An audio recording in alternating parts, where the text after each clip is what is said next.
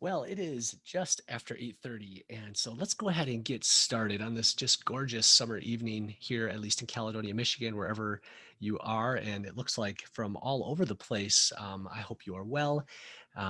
Just a strange time, so much happening, good things, and at times, unusual things, but my hope is that these conversations are helpful for you. I've really enjoyed Doug and I and Michelle and others who have helped with these webinars. I've really enjoyed doing them, interacting with people from all over the world, even now in the Philippines with Jesse and others. It's just great to be able to have this conversation, leveraging technology in this very positive way for us to do what we can to protect kids and to share as much good information as possible. We're pro technology. We love that families can use technology. It's just that inherently tech wasn't made for some of the young people that are using it. And so we have to do our part. Definitely big tech should be doing more. And we work hard on that front too, but we can do more if we're honest to protect our kids. And so let's go ahead and get started. We're going to get into Netflix best practices and a little bit about myself. Maybe we've had a chance to meet, not sure. My hope is that things will begin to open up a little bit and we'll get back to something we really enjoy doing in addition to these, and that is presentations. But I'm the founder of Protect Young Eyes. It's something that came out of work that I was doing back in 2015 in student ministry. We help families, schools, and churches create safer digital places, places where kids can thrive and use technology in a way that honors themselves and those around them. And how do we do this? We do this with free content, webinars like this, our website, protectyoungeyes.com, a lot of amazing free information there. We do custom talks. We put them together all the time where our organization will contact us and say, hey, we'd like to put on a talk that just our church or school or parent group is invited to. Can you do that? Absolutely. We do lots of those. And when we're not all shut down, last year, for example, Doug and I and the team, we did 342 presentations all over the world and love doing that. For the time being, that shifted mostly to webinars that people have us do similar to these, but very uniquely crafted just for the organization. And then finally, so excited to announce the Protect Young Eyes app that'll be coming out sometime in July, according to the timeline we're on right now, where we will give families like yours the opportunity to create internet safety plans that are customized just for your situation, doing technology with your family, moms and dads and kids learning tech together, watching videos together. If you come from a faith base, that you can put on a faith toggle. Now the lessons are through a faith lens, things that are uniquely crafted for you. And we're so excited to do that. Doug and I have been working very hard, and that's coming soon. You know, I'm a real dad with kids that, do crazy things, just like some of yours. And working from home means that we're all kind of in each other's business right now. And there isn't a whole lot of separation between work and home. It's all the same. And I was visited the other day by my son, Blake, who's here in the picture, where he received a new mask from his cousin who was making these, but also he took it upon himself to craft a mask for his otter friend there who's holding a starfish. And so they are both CDC compliant here. And so, Doug and I, we have 8 kids between us of ages that range from age 2 up to over 20. So we're in all kinds of places in terms of the internet and technology. Other members of the Protect Young Eyes team, it seems like most of us have 4 kids. It's sort of the minimum, I guess, to be a part of the Protect Young Eyes team. And so we're in it. We don't have it all figured out. I do believe that if we do certain things consistently enough, it tends to produce a consistent result in most situations. But yeah, meet Blake. That's the youngest of my 4 children, 15, 10, 10, and then Blake is 8. So on the technical side with Zoom, a couple of things you can do. You can chat. There's been some of that going on already just to introduce ourselves. There's also a Q&A if you want to ask a specific technical question or where to find something. Doug will help you there. After the webinars, within 24 hours, everybody who attends will receive a link to our website, protectyoungeyes.com/webinar-downloads. And there you'll find these certificates are participation. This one happens to be from last week. It says Rain in YouTube, but there'll be one there that will talk about Netflix best practices. You can download it, put your name on that, get the 30 minutes if that's something you need. You'll also have a PDF of these slides. And then finally, you will have the recording here that will be then put on YouTube. Our YouTube channel has all of the webinars. So if you've missed any of them, you can watch them. You can see them here talking about the toxic trio and Snapchat. We've talked about pornography, TikTok, predators, YouTube last week, and Netflix this week. And then next week for our last one here in the summer, we're going to take July off just to take a break and a breath. And then we'll come back, and Doug and I will be doing these, I think, again in August. Who knows what the world will look like in August, but that's our plan right now, is to do that. And I hope you've enjoyed them. If you want to go back and watch any of them, just go to YouTube, search Protect Young Eyes. You'll find them there, subscribe. And then anytime we upload another one, you'll be notified of that. And that is our YouTube channel there. And because it is, at least seasonally here in the United States, a time where we're transitioning into summer that could be different in terms of the ebb and flow of things in other parts of the world, because we have had over 25 countries participate in these webinars. But regardless, we find that there are things that when they come together can create a less safe digital experience. And so here in Michigan, where a lot of kids are experiencing summertime routines, and summertime routines create new places, new people, and new patterns, right? We can sometimes find ourselves up later at night, hanging out with different people. And so as parents, we just need to be a little more vigilant that whenever there's nighttime, bedrooms, in other words, closed spaces and boredom, that can sometimes be a recipe, a toxic recipe for making choices. And I would argue that those three things aren't great, whether you're 14 or 40. And so let's be careful not to judge too much that it's just them. Let's be honest that after 10 p.m., even as an adult, there's not a whole lot of life-giving activity that happens on the internet. And so just a reminder of something that's really important. Let's jump into poll question number 1. What impact did COVID-19 have on your Netflix consumption? I'm going to go ahead and launch this poll here. Did the pandemic decrease, stay the same, or increase in terms of its impact on the amount of Netflix that you have consumed since the end of February, beginning of March or so, when all of this started happening? So if you could drop in your answer there, that'd be great.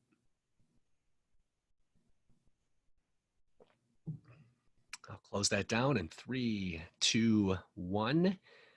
Let's end that there, share the results. So not surprising that about 65% of us has said that it increased as a result of the pandemic. So no surprise. I know it has in the McKenna house. I haven't asked the Crawfords, but I know for us, it is definitely in conjunction with Disney Plus has the pandemic in general has increased our streaming video consumption. So at Protect Young Eyes, we believe that parents, grandparents, aunts, and uncles who are observant, engaged, and informed often have young people who learn how to use technology well. I can't guarantee it, but often that is a predictable outcome from doing certain things persistently and consistently enough. And some of the things that we believe in that we need to be doing often are those 5 things that you see there in the middle, and avoiding the ends of the spectrum here, where either we're not giving them any permissions and hovering and spying on them all the time, that erodes trust, or we just don't care. We're like, yeah, you'll be fine, figure it out. It's like pushing them off a hill, saying good luck.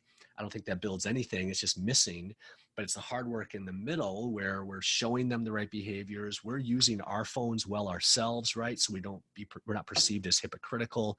We're doing things with them. That's particularly important, whether it's last week with YouTube or this week with Netflix, where we're doing things with them online so that we're building trust, because they see technology as a we activity instead of just a me activity. Because as a me activity, I might make different choices than if I see it as a we activity. And so just some of the things we believe in: curiosity, great conversation, caring, control, not just parental controls. So words that are foundational, and actually words that are going to be foundational in the app too, is a little bit of a teaser as to what's going to be in there. And so Netflix best practices. For those of you who have attended other of these, you know that I'm a numbers guy. I was a CPA for 12 years with Ernst & Young. And so numbers just help me make sense of the world.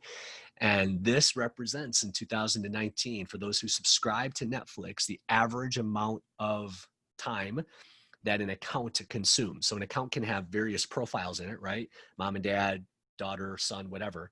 But for that account, the average is 100 minutes per day. So about an hour and 40 minutes. That's a pretty decent chunk of time. I'd love to know what that was in April of 2020, right? When we were all right in the throes of the pandemic. Some other numbers here, that 52% of those accounts watch between 1 and 10 hours per week. 24% watch between 11 and 20 hours per week. 10% watch between 21 and 30 hours a week.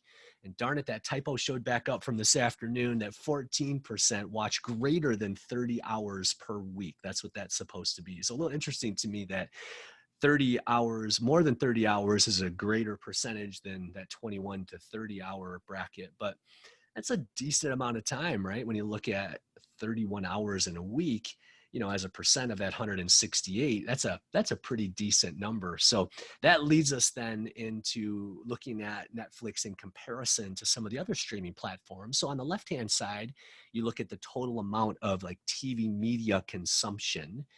19% of that is through streaming services. And then of those streaming services from the fourth quarter of 2019, you can see how Netflix is the market leader, followed by YouTube, surprisingly, which is coming on strong, and then Hulu and Amazon and all the others in there. And so Netflix is definitely the leader of the pack there. So that leads us then into poll question number 2, which is how much total time does your family spend on Netflix in a given week? So I'm going to put that up there. I'm going to launch that poll. Again, that 1 to 10.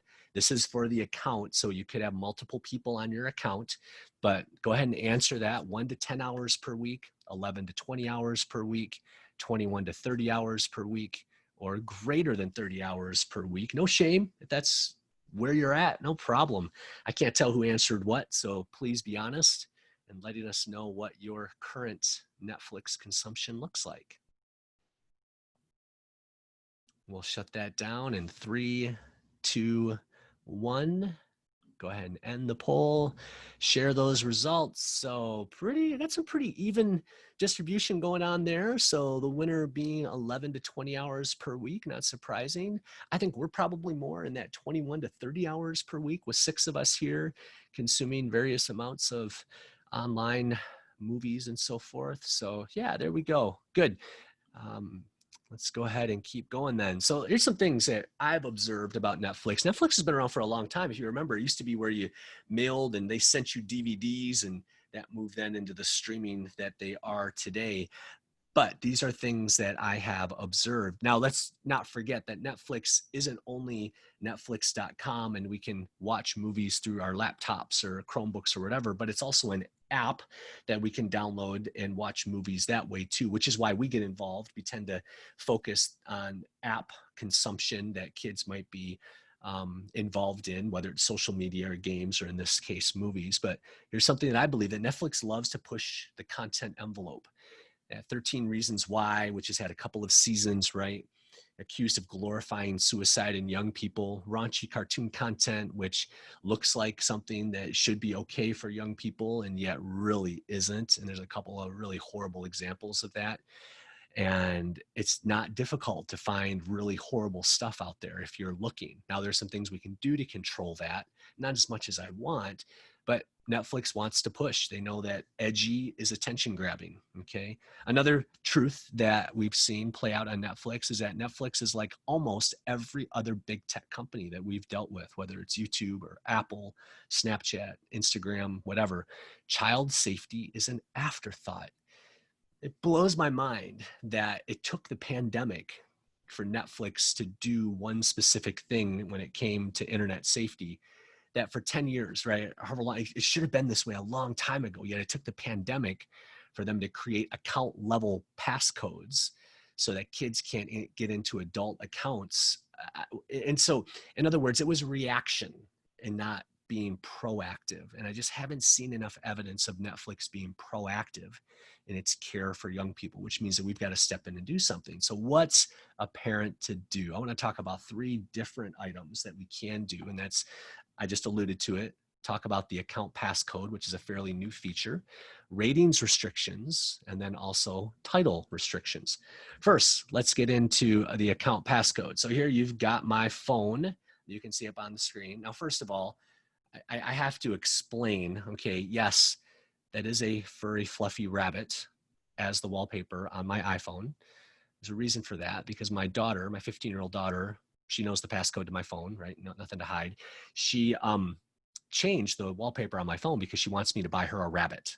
Okay, so again, further evidence that I struggle with all of the same things that you guys do. All right, anyway, to continue, I want to show you by tapping on Netflix, and you can see Signal and Zin. Those are other apps that we've been testing recently that you can read about on our website. But if you tap on Netflix, right, you get into the app. And if I then tap in the lower right corner there where it says more, oops, tap there, lower right-hand corner, more.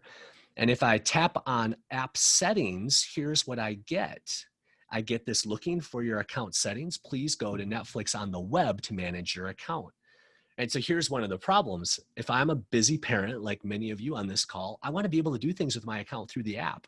I don't want to have to be forced to go through a browser or find a MacBook or something to do this on. Again, that's an example of one of these places where I think Netflix could think more through the eyes of parents in order to make things easy for us. So in order to show you then that account passcode feature, I'm going to have to stop my share. I'm going to go ahead and pull up our account here and then reshare so I can show you through the McKenna family account here how to set this up. So here I've gone to netflix.com and you can see our different profiles there. I'm just going to show you right away. You can see under mom and dad, you see this little lock here. That means that I have set up a 4-digit passcode for the mom and dad profile on the McKenna family account. This is the new control that was put in place during the pandemic. And so if I click on that, it's asking me now for a 4-digit code that I'll go ahead and type in. And now I have our account, right? The screen that we kind of all get here. And so what you do then is I'm going to go down to account, and it's here then that after I can see the different profiles that you saw before, right? Mom and dad, Lauren, boys. Here, if I roll down on any of them, I'll roll down on mom and dad, you can see profile lock right here. And it says on because I have it enabled. Now, if I were to go to, let's say I didn't want the boys going into Lauren's account because she has a more mature rating, which we'll get into in just a minute. See, the profile lock is off. If I click change, what it'll do is it'll prompt me. Thankfully, it prompts me for a passcode. It only wants to allow the administrator on the account to make these kinds of changes. And I could click continue, and then it's going to ask me if I want to put in a 4-digit passcode, and I can hit cancel. Then no big deal there. So that's what I mean by having that passcode. Let me go back to the presentation here for you where we have that account passcode, that 4-digit code. So if that's something that you think would be helpful for you, go ahead and enable that. Again, that's fairly new since last April. Now, 2 other things I want to point out, and we need to kind of talk about them together because they show up in the same set of options, and that is ratings restrictions and title restrictions. So think about this sort of in 3 layers, okay? You have the account. The administrator is the only one who can make changes to the account, significant changes. Then you have profiles within the account that you can lock with a 4-digit passcode. Within that profile, then I can say what rating level do I want to allow R-rated movies or only PG movies, or as you saw in my daughter's account, right, kind of that PG-14 level. Even within one more layer, I can restrict certain titles. Like, let's say if I disagree with Netflix's Netflix rating for something that I don't want my child to see it, even though it might be rated PG-13, if I don't want my child to see that, I can actually block at that title restrictions level for that profile. So again, I'm going to stop my share. I'm going to go back to Netflix real quick to show you exactly where those things are. And again, friends, if you need to watch this later, no problem. You can also go to protectyoungeyes.com/apps and go to Netflix and see some of these screens also. So again, I'm going to go to mom and dad here, and you can see viewing restrictions right above where we were before with profile lock. I'm going to click change. And even though it knows that I'm the one who's logged in as the administrator, it's still asking me for my own profile to put in the password again, which is great. And here's where you can designate where you want that slider to be: PG-13, 14, R, mature, NC-17, whatever you want. I could designate this as a kid's profile, which then locks it in at that PG, and that can't be changed. Or as I said, here's that title restrictions. If for whatever reason, this may be more frequently used again with a child's profile, like my daughter or my boys, but that's where you can put in those specific titles that you want restricted for this profile. Okay. So again, I'm going to hit cancel there, and it's going to go back. And those are the main things. Just to make it super, super clear. So for my boys, for example, when I set up their account, I set it up as a child account. And so if I go to change viewing restrictions on them, get in there with the passcode, you can read what it says in the box there. It says, since this is a default Netflix kids profile, content above a certain maturity rating is restricted. I can't even select PG-13 or 14 or R or above with my boys because the account was created as a kid's account. Okay. Lauren and Andrea and I, ours weren't, so we can make that whatever we want. So I'm going to head stop that share and go back to the presentation. So those are the three things important, right? That account passcode, the ratings restrictions, and the title restrictions. Okay. A few other things that are just worth noting to know that they're out there, kind of a secondary level, is there is a way to, in each one of those accounts that you saw there where it listed off ours, Lauren's, and the boys, you can see the viewing history of any of those accounts, and they can't delete that. So I can see all of the movies that Lauren has watched. I can see all of the movies that Blake and Cole and Grant have watched on their profile. So that may be useful to you as a parent. You can also, and this is one thing that is a real downfall, is that anybody on the account can just add another profile. I wish that weren't true. You also can then delete them at any time. So as a parent, you just need to be vigilant when you're logging in. Just notice, okay, wait, why is there this fifth profile that's been added to our account? Where did that one come from? Then you can have some conversations.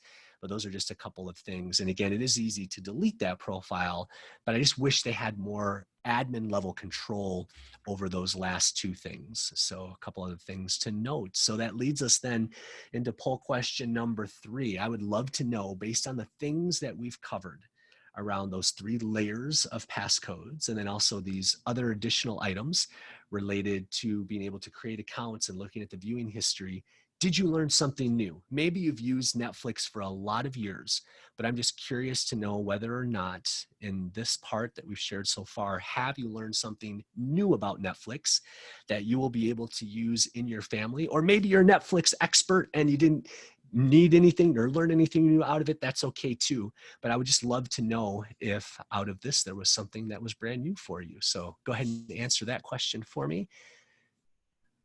I'll shut down that poll in 3, 2, 1. I'm going to end the poll. And I got to tell you, I love that. I love seeing that of the individuals who answered, that 100% of you said you learned something new about Netflix, which is awesome.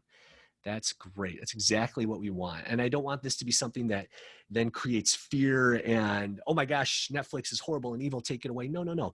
There is good out there. There are also places in Netflix that we really don't need any of us to see, to be perfectly honest. And so I hope that there are some tips in there that can help your family enjoy some of these times stuck at home together, maybe a little safer. And so at Protect Young Eyes, we are constantly fighting on behalf of families. I've had calls this week talking about some legislation that needs to be changing. That's just a constant fight that we want to have, because big tech continues to prove that they are not going to proactively protect our children. Why? Because there's no incentive for them to do so. Therefore, legislation is going to have to step in to do the work that they're not willing to do. And we believe very firmly in that. And so we've been to the Senate, we've spoken to them, we've spoken multiple times in DC, and we're going to continue to fight that fight to get some things changed that really, really need to be changed. And as I said earlier, we're really excited about the app that Doug and I are working on right now. Just a new and exciting, really unique way for families like yours to create a customized, do it together internet safety roadmap that I think is really missing right now in the internet safety space. And so stay in touch. In the email you'll get tomorrow, there's going to be a link for you to know when that gets released. We're really excited to tell you all about it. And there's a lot of ways, friends, to stay in touch with us, whether it's through Facebook, Instagram, or our YouTube channel. You can always just text the word protect to the number 66866 if you're in the United States, and that will add you to our newsletter where you can join tens of thousands of other parents who get our free weekly content like the newsletter we sent out this morning. If you're outside of the US, just simply go to the website, protectyoungeyes.com. There'll be a pop-up that shows up, and from there you can put in your email address and receive the newsletter. So there we go. We can check off another one.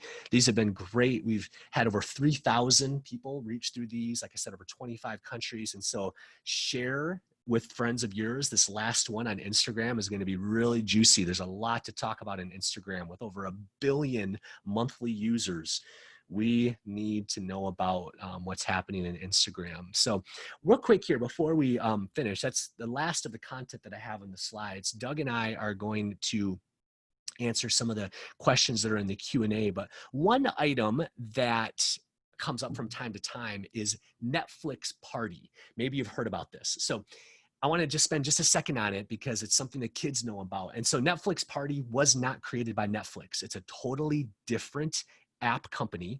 And when the pandemic came around and they knew a lot more people were going to be at home watching Netflix, what they did was they created this extension. So if you're on a MacBook, Chromebook, you can download the Netflix Party extension.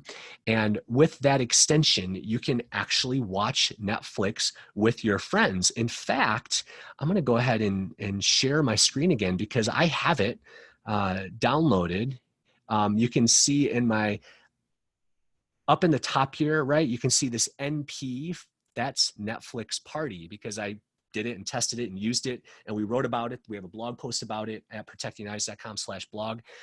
So, I mean, is there anything unsafe about it? I mean, no, other than the extent that, I mean, you want to know who your kids are watching Netflix movies with. It's really just a way to be watching movies online with somebody else. You can chat along with them, comment on the movie as if you're hanging out next to them.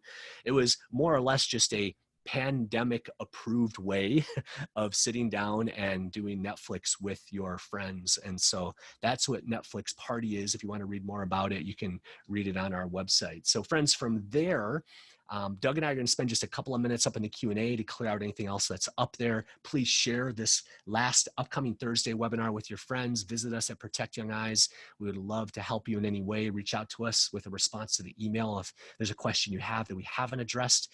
But until then, I'll keep the webinar going for just a few minutes until Doug and I clear out all the questions. But for everybody else who wants to go ahead and leave, thank you so much for joining us. It is our pleasure, and have a good rest of your day or night. Take care.